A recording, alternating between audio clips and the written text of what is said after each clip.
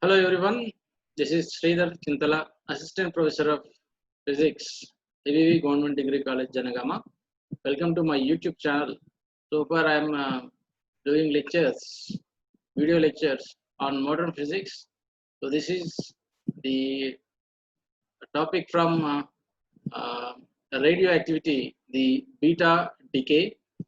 So this comes under the BSc Physics 6th semester modern physics, the unit 4 radioactivity. So in this video lecture, we are going to discuss about the beta decay and neutrino hypothesis and the Fermi theory of beta decay. So what is beta decay? What is the hypothesis called neutrino hypothesis, and how Fermi developed a theory to explain beta decay. So these are the things we are going to discuss in this video lecture. So as far as the syllabus is concerned, this comes under BSc Physics, Modern Physics, 6th semester, Unit 4, Radioactivity. And this is the famous scientist Enrico Fermi who developed the Fermi theory of beta decay. And this gives the picture of the uh, beta ray energy spectrum, which consists of light spectrum as well as the continuous spectrum. And this is the pictorial diagram which explains about the beta decay, and this is the nucleus. And so far the as far as my lecture is concerned, the my lecture goes like this. The contents: one is the beta decay, the definition of beta decay, and next one is the beta ray spectrum, that is the energy distribution of beta decay, and neutrino hypothesis, and then Fermi theory of beta decay, and the explanation, say experimental verification of Fermi theory of beta decay. So as far as beta decay is concerned, this is the picture which explains the beta decay. So there is a parent nucleus which is decaying using a beta decay, giving a daughter nucleus with a beta particle. So this beta particle is nothing but a fast moving electron. So this beta emission or beta decay is of two types. There is a electron or there is a positron emission. So beta plus decay and beta minus decay. So negative beta decay and positive beta decay. So in a beta decay, a parent nucleus undergo a decay process or disintegration by emitting a beta particle. So as far as beta decay is concerned, a beta decay is the process of emission of beta particles from disintegration of a radioactive nuclei. So the process of beta decay, the atomic number is increased by 1 units and mass number remains same. Here a neutron is converted into a proton by emitting electron and antineutrino. The experiments Becquerel and Curie showed that the beta particles carry a negative charge and E by m of these particles is the same as that of electrons. And its beta particles are called are identical with electrons. So this is the equation that gives the beta decay. There is a element called X with atomic number Z and mass number A, where this undergoes a beta decay by giving a daughter nucleus which is having a atomic number Z is equals to Z plus 1.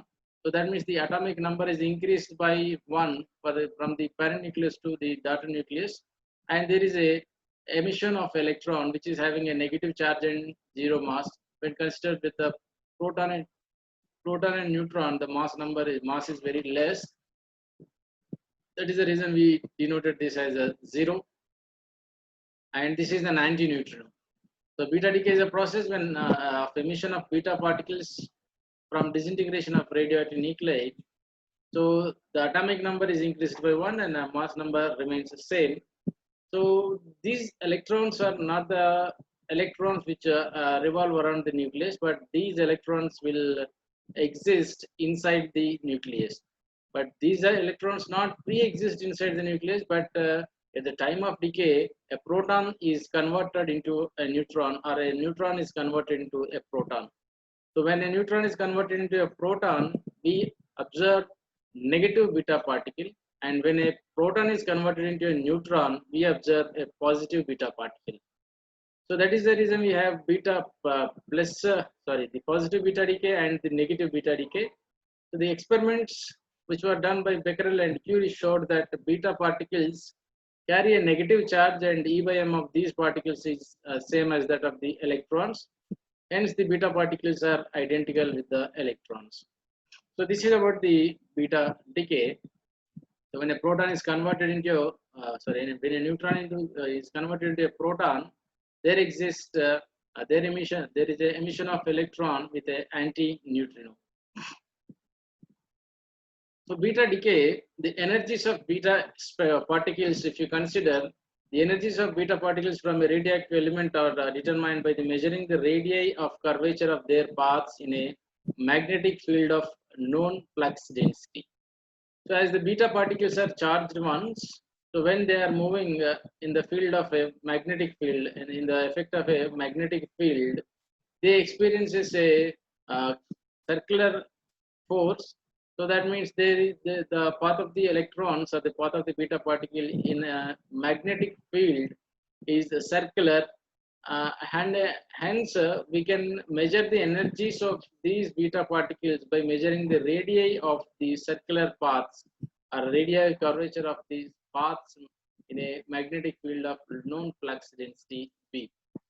And when a charged particle is moving inside a magnetic field, it experiences a force, and that force is given by Fm is equals to BeV, where the B is the magnetic field intensity and E is the charge and V is the velocity.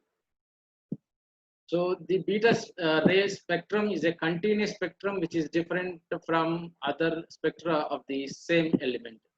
So we have alpha spectrum and beta spectrum and line spectrum. There are different kinds of spectrums. So when a beta ray spectrum is considered, the beta ray spectrum is a continuous spectrum which is different from the other spectra of the same element.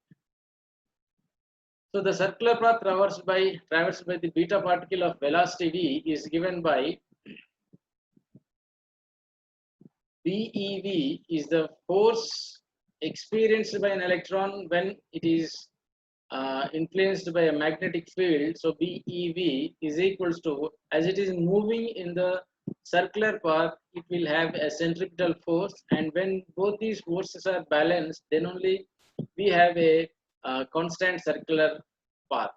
So BeV is equal to mv square by r, and V is equal to Br into E by M, where E by M is the charge to mass ratio.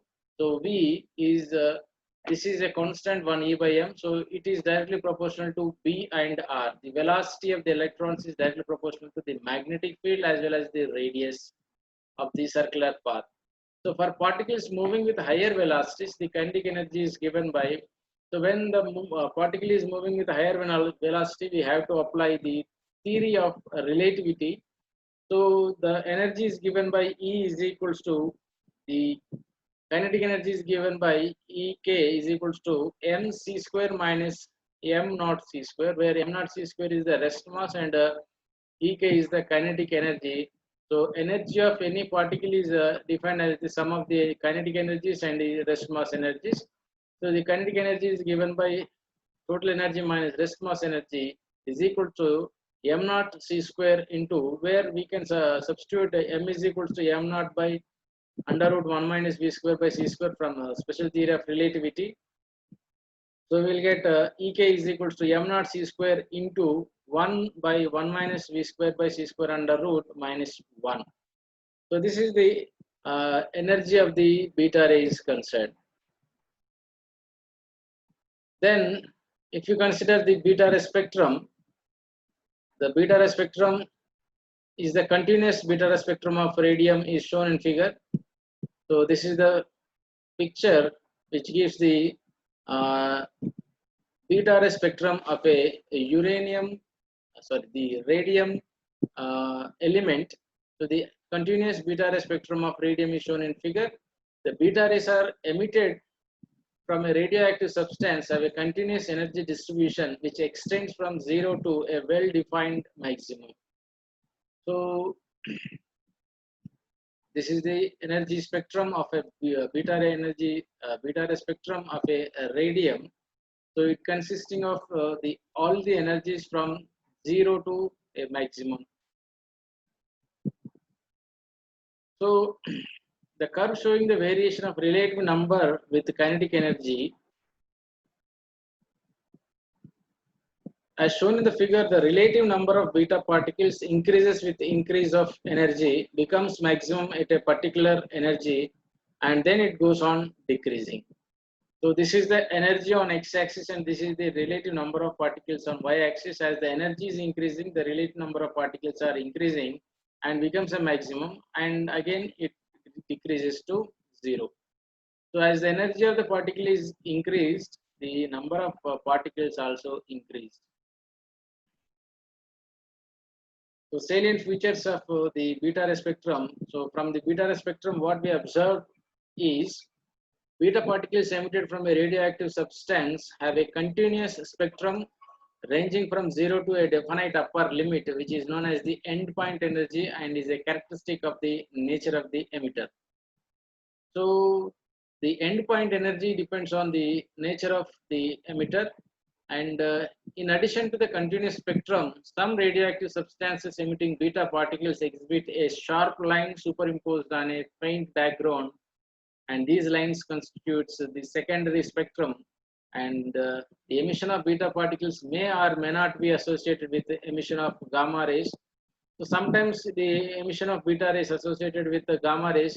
So when a nucleus is undergone a beta decay, the total energy of the nucleus is not totally removed. So in order to remove the total energy, so that means the nucleus is in excited state, and that excited state nucleus comes to ground state by releasing a photon, that is a gamma ray. So the beta ray spectrum, so the emission of beta particles may or may not be associated with the emission of gamma rays. It is not compulsory that always beta decay is accompanied with the gamma rays.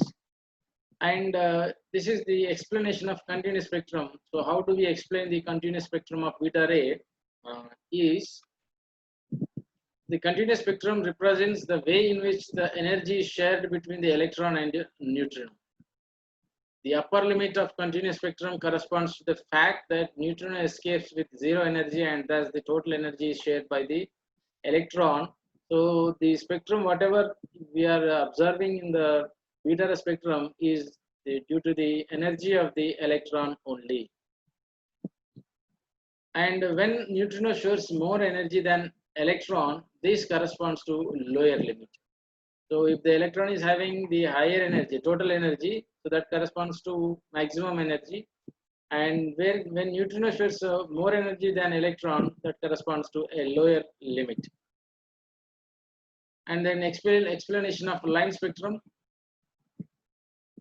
The line spectrum of beta rays arises due to extra nuclear electron ejected from the atom. The line spectrum of beta rays arises due to extra nuclear electron ejected from the atom, which is known as the internal conversion. So generally, beta energy, beta ray, that is the whenever a beta ray is emitted, the energy of the beta ray gives the continuous spectrum, and the line spectrum is given by the extra nuclear electron ejected from the atom, which is known as the internal conversion. That means a proton is converted into a neutron. Either proton is converted into a neutron or neutron is converted into a proton. So a nucleus in an excited state may return to a lower energy state in two ways. One is by emitting a gamma ray photon of energy equal to the difference of initial and final states of the nucleus, and by giving the energy to an electron in the KLM shell of the same atom.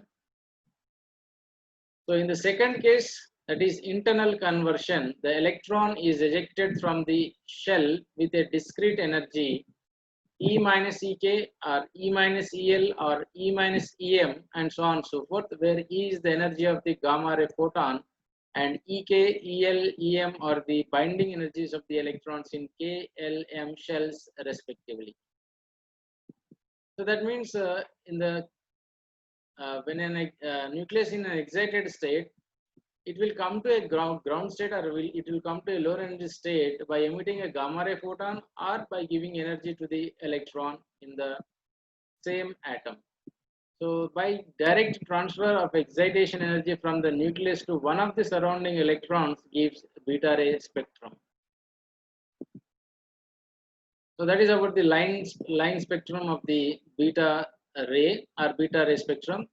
And when you observe the beta ray spectrum or beta emission or beta decay, there are some difficulties. So the difficulties with the decay process are, one is the violation of conservation of energy, and the second is violation of momentum, and the third one is the violation of angular momentum. So we'll discuss these three one by one. So as far as violation of conservation of energy is concerned, the continuous beta ray spectrum contradicts the existence of discrete energy levels in a nuclei, which is the experimental fact. So when beta particle is emitted, it leaves the nucleus in an excited state. The emission of gamma rays must be associated with the beta decay. So, but some nuclei show continuous spectra without emitting gamma rays. So it is also observed that the energy of the emitted beta particle is not equal to the difference between the energies of parent and daughter nuclei, but may have any value between 0 and endpoint energy. The average energy of the emitted particle is 1/3 of the maximum energy, and the remaining 2/3 of the energy seems to have disappeared. And this violates the conservation of energy. So in any interaction or in any transaction or in any transmission, the energy must be conserved. So in the case of beta decay, the average energy of the emitted particle is 1/3 of the maximum energy, and the 2/3 of the energy seems to have disappeared. And in order to conserve that energy, we have to have some what is called modification. So this is the violation of conservation energy in the case of beta decay.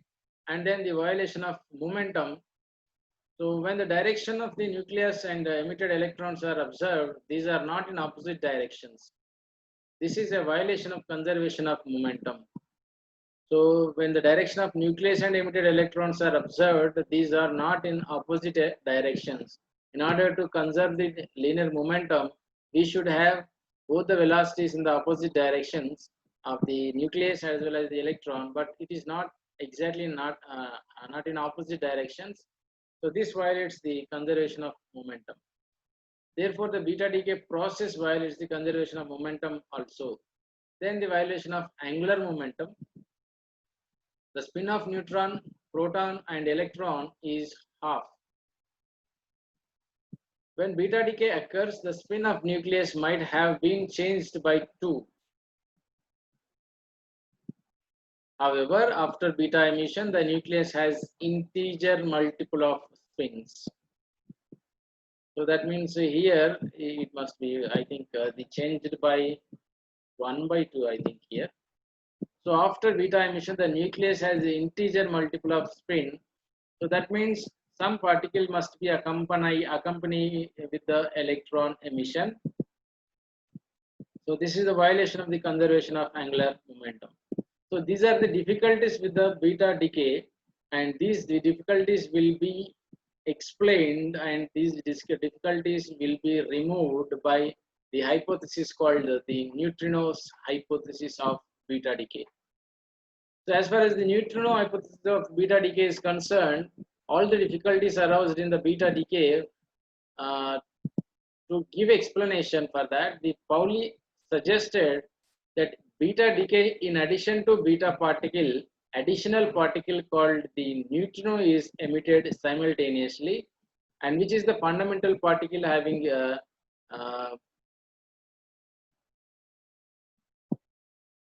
no charge and mass, and 0 rest mass, and spin is equals to half. So in order to explain the difficulties aroused in the beta decay, that is the law of violation of conservation of energy, violation of conservation of momentum, and violation of conservation of angular momentum, Pauli has suggested that beta decay, in the case of beta decay, in addition to beta particle, an additional particle called the neutrino is emitted simultaneously, and this neutrino is a fundamental particle having no charge and zero rest mass, and spin is equals to half. So this no charge, zero rest mass, and spin is equals to half gives the explanation for all the violations of the conservation laws. So Fermi named this particle as neutrino and developed a complete theory. According to his theory, when a neutron is converted into a proton, an electron and a neutrino are emitted. When a neutron is converted into a proton and electron, a neutrino are and the electron and a neutrino are emitted. So later it was found that there are two kinds of neutrinos. One is the neutrino and the other one is the anti-neutrino. So for anti-neutrino, we should have a bar here. So actually in beta decay, anti-neutrino is emitted. Here also you should have a bar here. So if you consider the reaction of a beta decay, that is when a neutron is converted into a proton, that emits electron as well as a anti-neutrino. So this is the equation. Neutron n is converted into p, that is a proton and an electron and a anti-neutrino. So this is how the Fermi neutrino hypothesis is given by Fermi. So this is called Fermi's neutrinos hypothesis of beta decay. So according to Fermi, and Pauli suggested that with the in the beta decay, in addition to beta particle, a neutrino is emitted simultaneously, and that neutrino has no charge and zero rest mass, and spin is equal to half, and the name was given by Fermi, and he developed a complete theory, and which we are going to discuss in the next slide. That is the Fermi theory of beta decay. So as far as the neutrino hypothesis is concerned, the antineutrino has no charge. This maintains the conservation of charge. The antineutrino has a linear momentum such that the momentum of electron and antineutrino and residual nucleus is zero as that of the parent nucleus. Thus the momentum is conserved. So the concept of neutrino gives the explanation for all the violations of the laws, the conservation laws. So like electron, beta particle and the antineutrino has a spin of half. This leads to the conservation of angular momentum because of the spins of the three particles combined to give half spin. So the maximum energy carried off by an electron is shared among the electron, neutrino, and the recoiling daughter nucleus in a continuous range of different ways. Since the daughter nucleus carries away negligible energy, the neutrino carries off the difference between the endpoint energy and the actual energy of electron. Thus the conservation of energy holds good. So this is how we explain the Pauli explained the neutrinos hypothesis in order to conserve or in order to overcome the difficulties aroused by the beta decay. Then the Fermi's theory of beta decay. So in order to explain the beta decay, Fermi has developed a theory, complete theory, and he has given the equations for the probability of the beta particle energy. So in order to explain, he has assumed some assumptions. The first assumption is electron emitted during beta decays do not pre-exist inside the nucleus, but are formed when a neutron transforms into a proton. So this is one of the assumption. And the second is when a proton is converted into a neutron, a positive beta particle and a neutrino are emitted. When a neutron is converted into a proton, a negative electron, that is the electron, is emitted with an antineutrino. And when a proton is converted into a neutron, a positive beta particle is emitted, that is a positron with a neutrino. So these are the two kinds of beta decays. And conservation of energy principle is followed in the beta decay, with most of the energy is carried by the electron and the neutrino. And neutrino has a very small mass when compared to an electron and hence treated as having zero rest mass. The beta decay process is thought to be similar to that of emission of electromagnetic radiation by an atom. The electron neutrino field is very weak and it is similar to the electromagnetic field of atom. So these are the assumptions which are uh, hypothesized by the Fermi. So there are two types of beta emissions. One is positive beta emission and negative beta emission. And the conservation of energy principle is followed in the beta decay. And the most of the energy is carried by the electron and neutrino. And neutrino has very small mass when compared to an electron. And the beta process is thought to be similar as that of the emission of electromagnetic radiation by an atom. So the electron neutrino field is very weak when compared to the strong short range force acting between two nucleons bound in the nucleus. So as we already know, the nuclear force which is in between the two nucleons is the strongest one among all the forces in the nature. So whereas if you consider the interaction between the electron and neutrino, it is due to the weak interaction. So this weak interaction is very small when compared to the strong short range force acting between the two nucleons bound in the nucleus.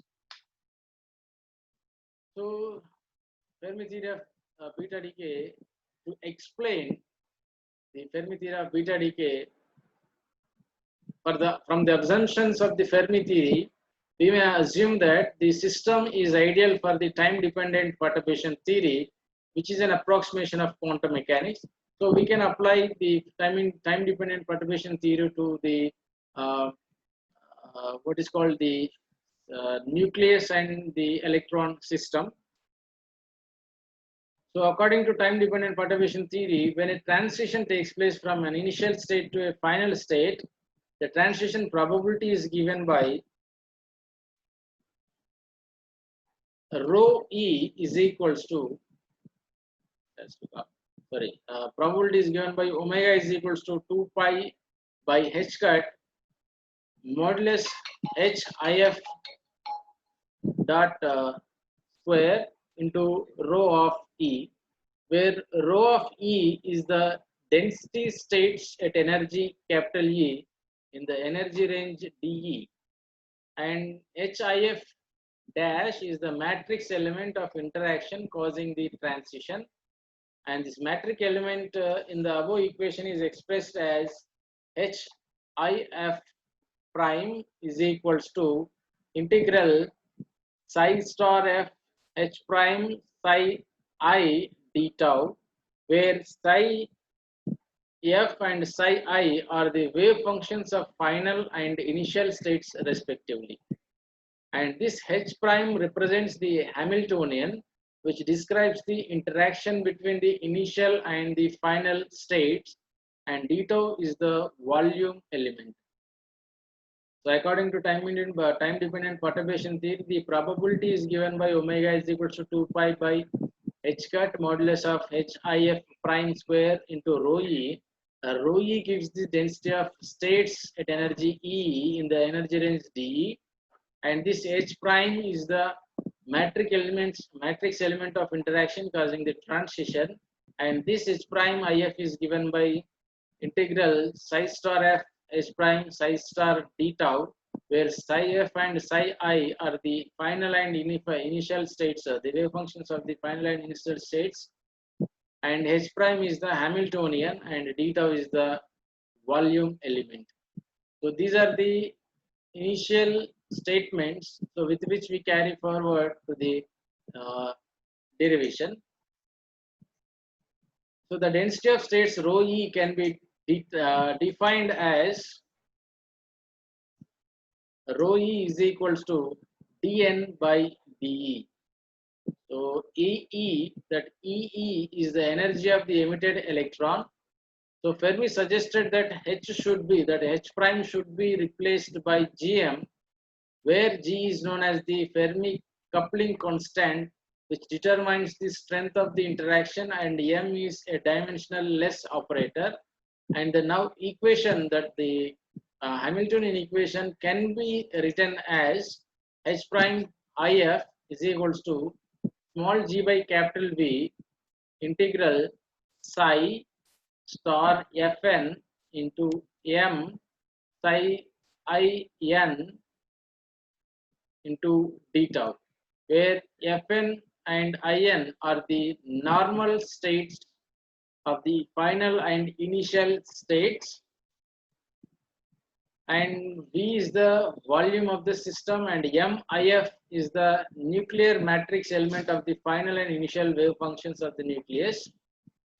And these psi Fn and psi In are the normalized wave functions of the parent nucleus and daughter nucleus respectively. And then the number of states available to both electron and neutrino in the momentum interval p and p plus dp is given by dn is equals to 16 pi square v square by h to the power of 6 p square p nu square into dpe and dp nu. So this is from the density of states, and the density of states we can write as the rho of E is equals to dn by de is equals to 16 pi square v square by h to the power of 6 into p square into p nu square into dp nu dpe by dE. So as the total energy of the electron and neutrino is constant, that is E naught is equals to EE plus E nu, the change in electrons energy must be equal in the and in opposite to the change in the energy of the neutrino. So that is DEE is equals to minus DE nu. So from the relativistic relation between momentum and energy, we can write that E square is equals to P square C square plus M naught square into C to the power of 4. And since rest mass of the neutrino is 0, we can replace this by 0. So E nu is equals to P nu into C, as this is E square is equals to P square C square. So this E square and square cancelled, and E nu is equals to P nu and C into C. So dE nu is equals to C into dP nu, and dE is equals to minus C into dP nu. Since we are having dEE is equals to minus dE nu, so we can replace this dE nu by minus C into dP nu, and if you take only the magnitude, that gives dEE is equals to C into dP nu,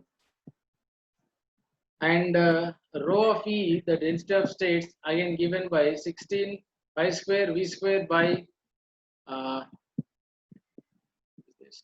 h to the power of 6 into p square p nu square dp nu into dpe by c into dp nu is equal to 16 pi square v square by c into h to the power of 6 into p square p nu square dpe.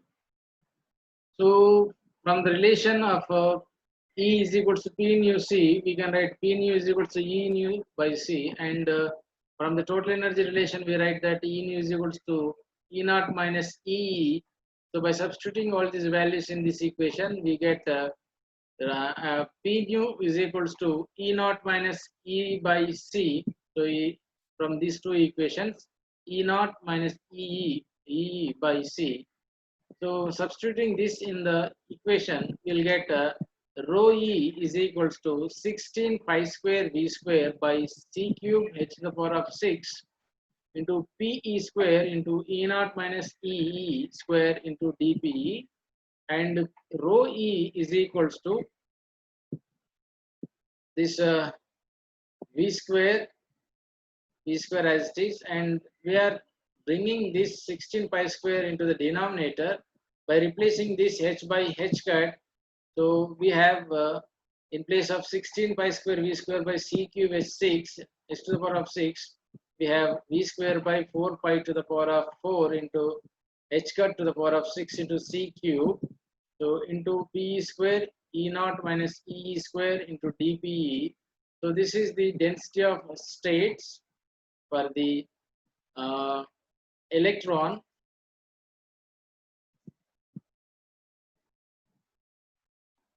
And these are the equations. Substituting the equation 9 in equation and equation 4 in equation 1. So what is equation 1 is? Equation 1 is the probability equation and equation 4 is the Hamiltonian equation, and equation 9 gives the density of states.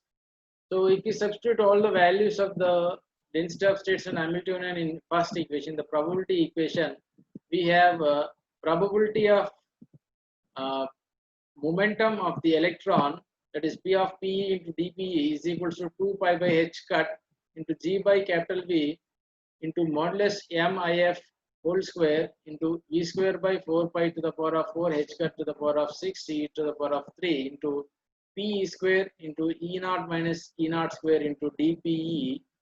So by simplifying all these, we have G square, that is the probability of the electron, the momentum, finding the momentum of electron P of P dPe is equals to G square into modulus MIF square divided by 2 pi cube h cut to the power of 7 C cube into P square into E naught minus E square into dPe. So this is equation 10, and this equation gives the Fermi distribution of emitted beta particles in allowed beta decay, and this equation also shows that the probability is independent of volume. So in this probability equation, we it does not have the value of V, so V is not appearing in the equation. That means the probability is independent of the value. So this is how the Fermi explained the energy of beta decay, or the probability of finding the momentum of the beta particle in the momentum range P and Pe plus dPe, that is given by equation 10, and that gives the Fermi distribution of emitted particles in allowed beta decay. And then experimental verification of Fermi's theory of beta decay. So in order to verify the intensity of emission at P is given by IP is equals to E naught minus E square into P square into C of Z comma P, where C of Z comma P includes that the constant and also dependence on nuclear charge. Thus we have E naught minus EE is equals to under root IP by P square into C into Z C of Z comma P. So when you plot a graph between EE and this value, you will get a straight line with some intercept. So this is the graph. So we have taken the electron energy on x-axis and the value of E naught minus E, the change in energy of the electron from the total energy on y-axis. So we got a graph like this, which is a straight line with a negative slope. So if a graph is plotted between this value and E, we should get a straight line. Such a straight line is called the Curie plot. So it is found that the Curie plot deviates more or less from a straight line at low energy. So if you observe here, this is not exactly a straight line. Up to here it is a straight line and it is deviating somewhat here. So that means at lower energies, it is deviating from this straight line shape. So it is found that the Curie's plots deviate more or less from a straight line at lower energy, and these deviations are minimized by a refinement in the experimental techniques as well as the refinements in the theory of the Fermi decay, or the factor C of Z comma P. The factor C of Z comma P includes the distortions at low energies in beta particle wave functions due to Coulomb charge of the nucleus and the screening by atomic electrons. But the almost straight line Curie plot suggests that the assumptions with which the Fermi started in developing this theory are correct. So actually, this must be a straight line, but it is deviating somewhat from the straight line in the lower energies. So almost straight line of the Curie plot suggests that the assumptions of the Fermi are up to the mark. So this is the explanation of the experimental explanation of the or verification of the Fermi's beta decay, Fermi's theory of beta decay. So far we are discussing about the beta decay, the explanation, the definition and example of beta decay, and the energy spectrum of beta particle and beta ray spectrum, and the difficulties in the beta ray spectrum or beta decay. And in order to overcome the difficulties, Pauli has suggested the neutrinos hypothesis, the neutrinos hypothesis of beta decay, and the Fermi theory of beta decay. So in order to explain the Fermi theory, he has assumed some assumptions, and later that was